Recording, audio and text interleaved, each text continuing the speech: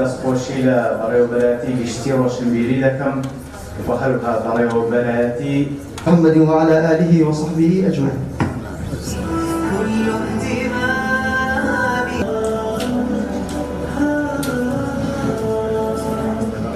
دەستگای نوری حکمت لە پێناو بەرەو پێشبردننی ئەندام و مامۆستایانی بڕیاریدا بەکردنەوەی ئەکادمیایەک تایبەت بە پێگەیاندنی ئەندام و مامۆستایانی هەم لە هەولێر و هەم لە گشتڵقەکان الحەمدولله لە زۆربەی لە قوبازنەکانمان ئەکادمیا دەستی پێ کردووە.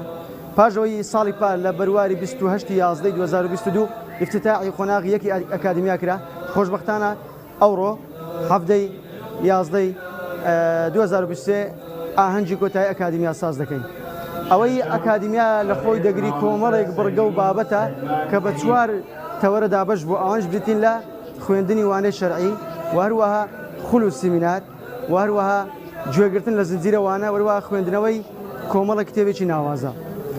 ئەوەی هەیە ئەکادمیا ساڵانەیە ئەوانەی ئەو ساڵ تەخەڕوجیان کردیە کە لە هەولێر لە فەزلی خۆی گەورە ژمارەیان 120 کەسە کە تەخەڕوجیان کردیە. قۆناغبەندیە ساڵێکی تر ئینشاءالله چۆن بڵێ لە مانگی یەک دەست بە قۆناغی دوو دەکەین. ئەکادمیا کۆمەڵێک ئامانجی لە خۆ گرتوێک لەوانە برەودان بە تاقە و بە توانای مەعریفی و زانستی مامۆستایان و ئەندامانمان کە لە پێشترین چینن کە ئەو ئیستفادە عیلمی بکەن چکە ئەوان جمود بوون لە شوێنی خۆیان ڕاوەستن ناتوانن سوود بە قوتابیەکان و بە کۆمەلگا بگەینن. وەروەها یەخستنی فکر و بیر و بۆچونمانە لەسەر ئەوەی کە حکمە لەسەری دروست بووە و کۆمەڵێک ئامانجی تری هەیە ئینشاءالله لە ئاسنای ئەکادمیا دێتە دی و جێبەجێ دەبێت. سبحانه وتعالى فەرمانی بە پێغەمبەر کردی صلی الله عليه وسلم بە بەردەوامی داوای کا لە هەموو دنیا وقل ربی زدنی علما تەنها علم ڕاوەقی خۆیان زیاتر پێبەخشوە.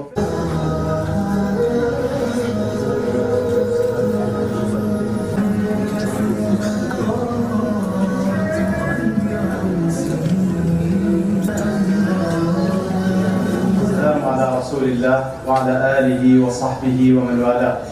ربنا آتنا من لدنك. سپاس بۆ خوای پەروەردگار توانیمان لەمای ئەو ساڵەدا بەشداری هەموو دەرسوانەکان بکەین. بەڕاستی زۆر سوود و قازانجیشی زۆرمان لێ کرد لە بۆ دنیا و لە بۆ قیامەتمان. ئەوە بوو لەوانە خوێندنەوەی کتاب بوو کە لەو ماوەیەدا چەندەها کتابمان خوێندەوە و هەروەها گوێگرتنی وانەکانی بەڕێز دکتۆر عەبدوڵڵا بوو کە لەبارەی تەسکیەوە زۆر سوودمان لێ وەرگرت. بەڕاستی شەعنەک و ئامادەکاریی زۆر باش بوو لە بۆ ئێمە. پاشان ئەو دەرسانی کە بەشداریشمان تێدا کرد لەوانە زمانی عەرەبی کە توانیان خزمەتێکی زۆر بە مامۆستا و ئەندامانە بکەن و هەروەها دەرسەکانی تریش کە ئەندام مامۆستایان بە چڕوپڕی بەشداریان تێدا کردبوو. بەڕاستی لەو ماوەی ئەو ساڵەدا بە تایبەتی بخۆم زۆر پێوەماندی بوو کە جوهدێک و ماندیبوونێکی زۆرم لەگە دەرسوانەکان کرد. دەرسەکان زۆر سوود و قازانجی لە بۆ مامۆستایان هەبوو. علم وەک بەحرە چەند وەریگری هەر زۆر کەمە. ئەوەی ئەم زۆر سوودم لێ وەرگرت ئەوە کتێبی بەرەو خواچوون لە باری ئولوهیە و ڕبوبیە یعنی زیاتر تێگەیشتم. تەخلیە و تەحلیە یعنی کو ئینسان بەتاڵ دەبتەوە لە گوناه و تاوان و خۆی پڕ دەکا بە عیبادەت و بە صفاتی باش. علم چەند بەر بە دوای دابچی هەر کەم یعنی ئەمنۆم دەزانی ئەو شتانە دەزانم بەس کە هاتمە ناو بابەتەکەی بە تایبەتی تەزکیەی نەفس و ئەوەی مسەلسەلی غەوتانی ئەوانە زۆر سوودمان لێ وەرگرت لە سیمینارەکان لە هەموو شتەکان هەموویان بەکەڵن.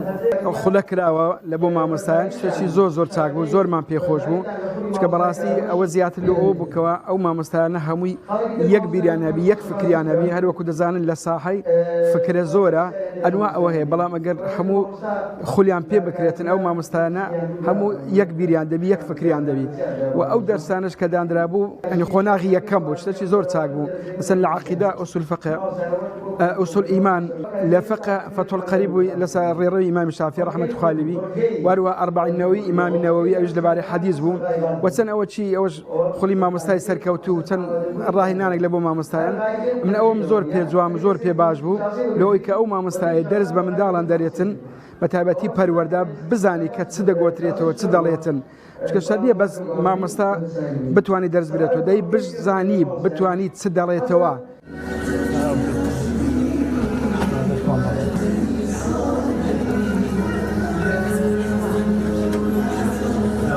بەو شێوەیە بە جوارترین شێوە ئەو قۆناغانە ببڕن و